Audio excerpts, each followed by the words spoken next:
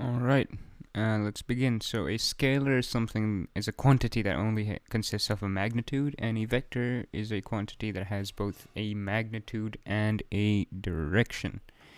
So how can we go about and make this clearer? Let's say that a man, is moving 100 meters. That's it. He is moving 100 meters. Would this be a vector quantity or would this be a scalar quantity? This would be a scalar quantity. This is because we've only and only specified a magnitude here.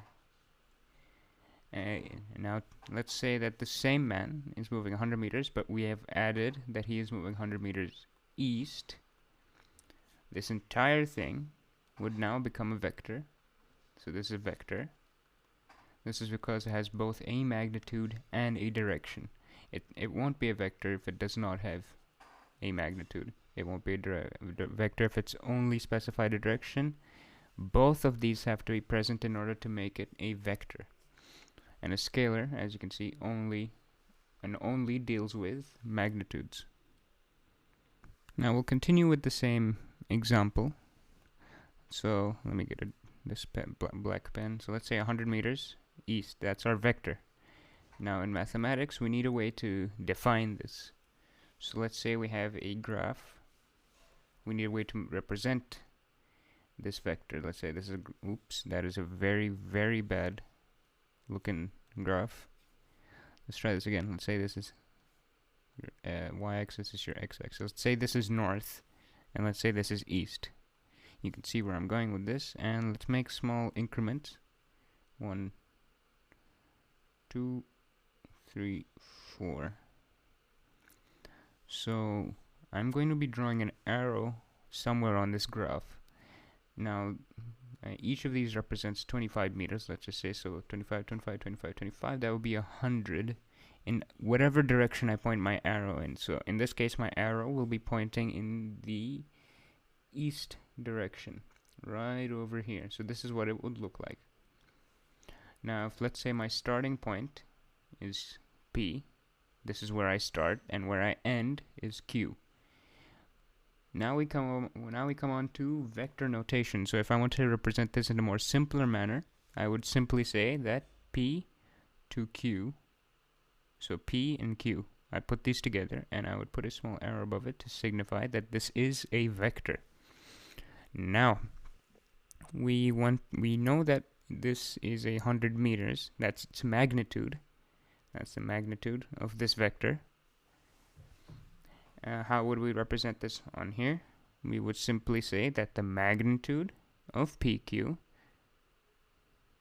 that's a line, and this is another line. So you sandwich the PQ in between two lines, is equal to 100 meters. And this is how you would represent magnitude. Another way we can represent vectors is through a line. Let's say this is x, this is point x, this is point y, and connecting them is this line here. Let's call this line A. Now from what we can deduce here, we can say that this is just this vector is xy. Alright, that's fine, but they've given us this right over here.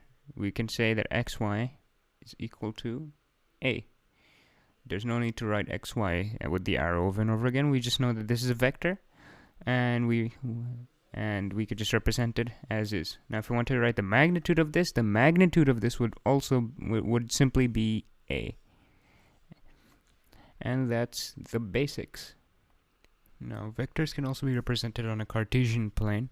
So I've given here P to Q, and it's a vector because it has both a magnitude and a direction.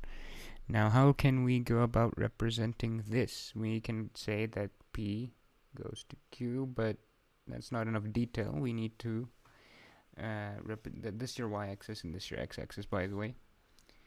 We can represent this as a column vector. So we can say PQ is, now if you remember your coordinate geometry, you know that x and y, any coordinate looks like this. So your x coordinate goes here, your y coordinate goes here. It's similar with vectors, except it's a column, and it looks something like this. And this is what you call components of a vector. This is your x component, this is your y component. Now how do we find these out? Well, we have P over here and we have Q over here. How do we get from P to Q? We can start by moving in this direction, moving along the x-axis. We go 1, 2, 3, 4. We have moved 4 units. Now we go up 1, 2, 3. We've moved 3 units up. How can we denote this? We can say, as you can see here, we'll say that 4, our x component is 4 and our y component is 3, and there you have it. That is your column vector, and this is going to come up frequently in your exam, so do pay attention to this. Now, if we wanted to find the magnitude of this using only the information we have right here, it's actually pretty simple. You just use the Pythagorean theorem to figure that out. You can see why, because we've gone 4 units across here and 3 units across. We want to find the magnitude here. So we can start by saying that the magnitude of PQ here, of vector PQ, is the square root of 3, actually make this simpler, 4 squared plus 3 squared. And if you punch that into a calculator, or you could just do it in your head, you'll find this equates to 25. So vector PQ, the magnitude of vector PQ is just 5 units.